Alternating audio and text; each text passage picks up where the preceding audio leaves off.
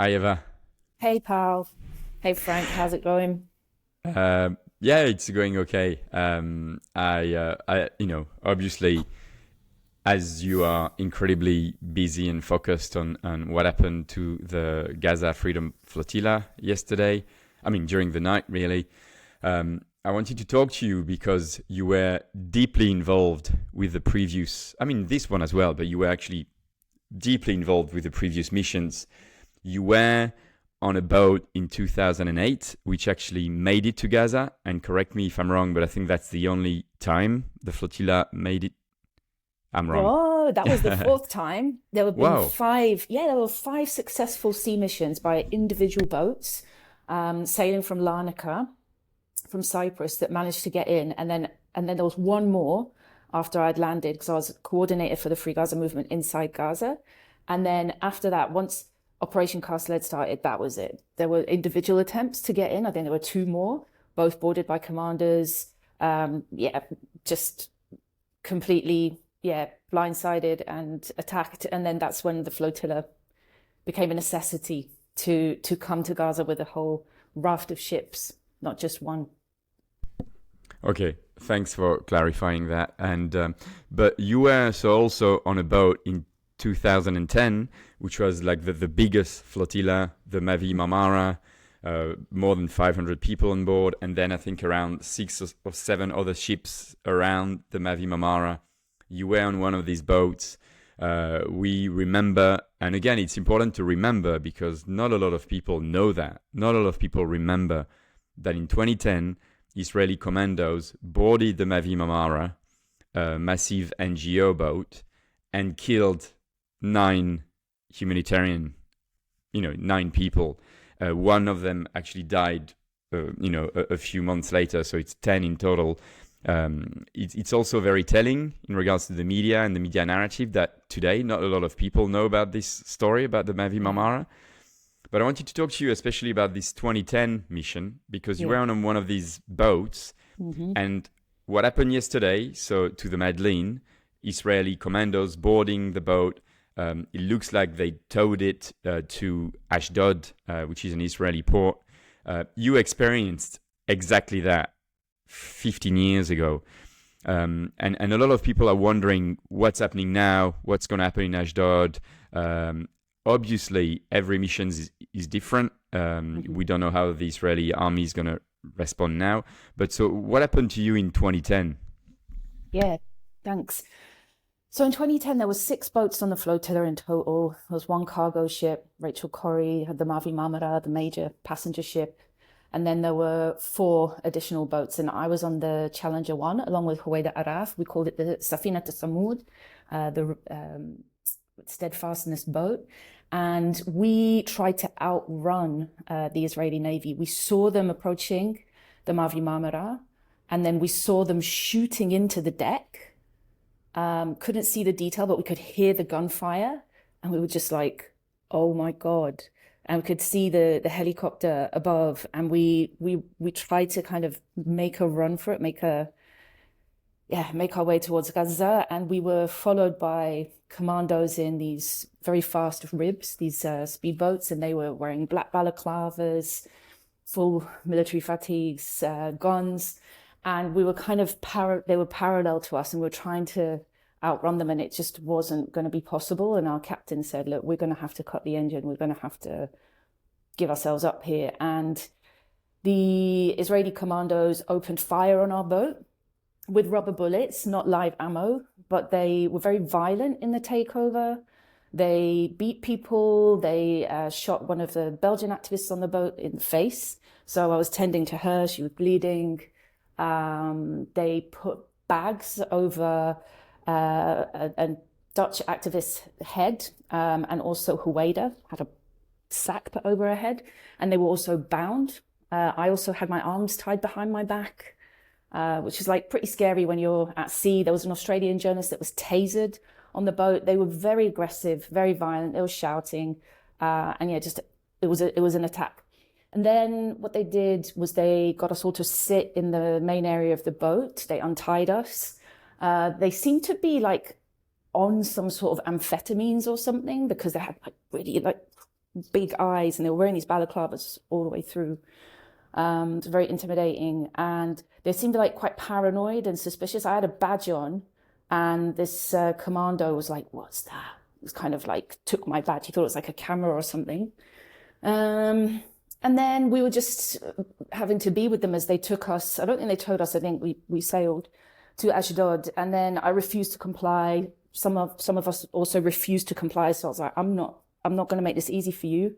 And so they had to like carry me. But before they carried me, as I was lying on the floor of the boat, this big kind of slightly paranoid commando, he put his boot into my face in this like slow, deliberate, humiliating, nasty way. And he just like pressed his boot into my face. And I was, I told him what I thought of him for doing that. And then just made it, they had to carry me. When we were being carried into the processing center in Ashdod, we were being filmed by soldiers, and they continued to do this sort of thing in the prison as well. Very disrespectful, just, it was all a big joke to them. And so, and like they just had to like carry me around. I refused to get up or even sit up. And then when we finally did come to be kind of sat on these chairs after the kind of taking of our passports, etc. I did ask a young female soldier, I was like, do you know what's happened to the other boats? And she was like, oh, some people, I think they were killed. I don't know, maybe like 20, don't know, very casual, very dismissive. And it just hit me that like they really couldn't give a shit. And so, and then we were taken to a women's prison. Men were taken to a men's prison. We were with some of the widows and the relatives of the people who'd been murdered on the Mavi Marmara. And we were held there for 2 days, 2 to 3 days. We were allowed some consular access. Lawyers came in. Leah Zemel, very famous Israeli human rights lawyer, came in, and she was like, "You have changed the world. Israel is finished." If only. And they kept filming us. Actually, I had a go at some soldiers. I was like, "Stop!" I just lost it at them. And then they stopped filming. But it was just humiliation all the way through. And then when it came for us to be deported, we tried to actually resist the deportation. A few of us really didn't want to be taken away. We wanted our stuff back. Never got any of my stuff back. Laptop. I know. I can't. Ahi. Huwaida took her laptop as well. We should have taken our laptops on that mission. But all my stuff, and all of the aid, all of the stuff. Some of the aid was released in the end, but the other stuff, the money, I've raised some money from mosques, other activists. But it was our tactic to try and not get deported. But then they used a lot of violence against us in the airport, like bashing us around and throwing us downstairs. I got thrown down the stairs. So, you want to ask another question? Yeah. I know there's so much to say, and I've heard it all, obviously, but it's good for people to hear it. The thing that you talked about, the laptops, the phone, the cameras, were all confiscated very quickly by commandos. This time around, if I got the right information, people on the boat on the Madleen threw everything overboard: phones, cameras, laptops. Why is this important? This media equipment. Why is this important for Israel and I guess for the flotilla?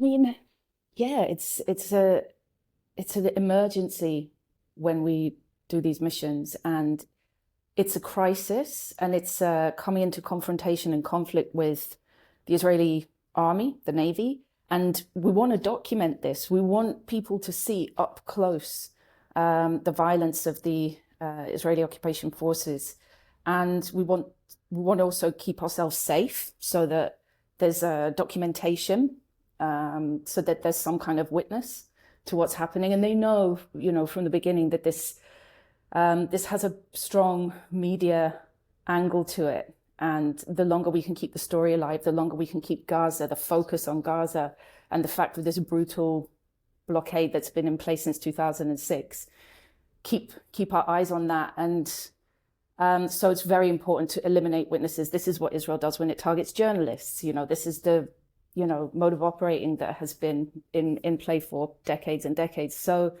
it doesn't surprise me that the IOF do that. So yeah, they want to eliminate any kind of witness, human or digital. Yeah, and I guess controlling the narrative and the media narrative is key for Israel, right? I remember after the Mavi Marmara, they had once again confiscated all equipment, and the first 48, 72 hours were only Israel media, Israel propaganda. Yeah. We were attacked, they had guns, they had weapons, they had knives. We had to do this, we didn't want to kill them. This time around is very different because it was one boat, a very small boat, only 12 people on board. There were no resistance to the boarding of the boat and the kidnapping of the people. And what we have seen in the last few hours is Israel releasing these pictures and these videos of the crew of the boat being well fed, being handed out water and sandwiches. What is Israel trying to do, you think? I don't think anything can salvage Israel's image ever again. But I'm interested in the fact that they've tried to do this, because they certainly didn't do it last time. And people were really brutalized. I guess they're conscious that the eyes of the world's media are on the Madleen, are on this civilian mission. I guess they're just trying to whitewash their genocidal image, but it's not going to work. And also, we don't know what's going to go on behind closed doors. Like, I fully expect the passengers, particularly Greta, and also some of the other women on this mission, to be mistreated. Yeah, Rima, yeah, because she's been accused of all sorts of lies, and they will do it in subtle ways and they will do it in more overt ways. But I fully expect abuse and mistreatment and gaslighting. Yeah. How important is it for the flotilla to keep centering Gaza? It's obviously about the flotilla, the journey to breaking the siege. It's to show that if 12 people can break the siege, government should break the siege, right? They shouldn't say, look, Israel doesn't want humanitarian aid to get in. What can we do? Send a massive boat, army boat, French army boat, but centering Gaza is crucial in all of this, right? Absolutely. 100%. Gaza needs to be at the forefront. And, that's why the Madleen was called the Madleen, after the first female fisherwoman in Gaza, and that whole story as well, her life. What we really need to do is send more boats to Gaza. This was one. What is to stop us to send 100 to 150? The Israeli Navy couldn't actually stop all the boats that we could potentially send. It's a very expensive tactic. It's quite vulnerable to sabotage with what's happened before with the flagging issue. You need to find a state that's going to flag your ship and then pass the test and not succumb to pressure from Israel. I'm not sure how that happened with the Madleen, but we need more boats. Madleen is a humble, small boat. There are people who have similar boats, but also larger ones. We need to expand this tactic and use more of it, because it can work. And actually, if there's one thing that is quite encouraging about how this mission has gone, is that, if we can get more of this happening and the response is similar, then maybe it can be a little less risky than was anticipated about this mission, to be honest. But yeah, it helps to have high profile people to channel that attention, people with a lot of followers, like Greta. But we need more high profile people to step up, for sure. But we just also need many, many more activists, many more hands on deck. But yeah, we can never lose the focus. The kind of risks that Palestinians are enduring and have done for 80 years of continuous erasure and this genocidal severing of people's connection to one another. We can never forget that. And there's not going to be any kind of level of risk that isn't in any way comparable to the horror of what people are suffering in Gaza and West Bank and Al-Quds. And yeah, that's the focus. Alleviating that. Yeah. My last question for you is, so how important is it for everybody else around the world who are not on the flotilla, who are not in Gaza, who are not in Ashdod, to mobilize today, to go out in the streets, to post, to how important the mobilization is today, obviously for Gaza, but also for the crew of the flotilla who is in Ashdod. And as you say, we've seen a few pictures of the Israeli army being very kind, but it's been 8 hours since we've seen anything. So we don't know what's happening, you know. Yeah. And like I said before, I don't expect them to be having an easy time behind closed doors at all. We can't forget also what Palestinian prisoners are subjected to, the torture, raped to death, starvation, being subjected to this kind of disco room torture of the noise, like one of the sole surviving paramedic of the massacre of the 15 paramedics, Hassan. No, we need to get out into the streets. We need to keep the focus on the starvation policy of the Israeli state right now. We need to be calling that out. I've got friends in Gaza, they can't eat, they're not getting food. I had a crowdfund of food, money was getting in. Money's not getting in right now. Western Union's not operating. There've been other ways to try and get money in through Egypt. That's not working right now. Close friends are surviving on tea. And how long can they survive for? This is, starvation is a weapon of choice for Israel, and it could be a very effective one. This is how you really intensify the genocide and speed it up. When the bombs aren't killing enough people, starvation will.